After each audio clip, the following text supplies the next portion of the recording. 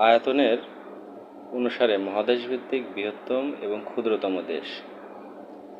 সবচেয়ে বৃহত্তম মহাদেশ হচ্ছে এশিয়া মহাদেশ।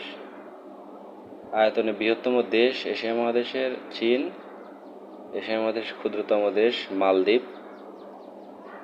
আফ্রিকা মহাদেশের বৃহত্তম দেশ আলজেরিয়া। আয়তনে ক্ষুদ্রতম দেশ হচ্ছে সিসেলিস। উত্তর আমেরিকার আয়তনে বৃহত্তম দেশ কানাডা। ক্ষুদ্রতম দেশ সেন্ট কিটস অ্যান্ড নেভিস। দক্ষিণ আমেরিকার বৃহত্তম দেশ ব্রাজিল এবং ক্ষুদ্রতম দেশ সুরিনাম।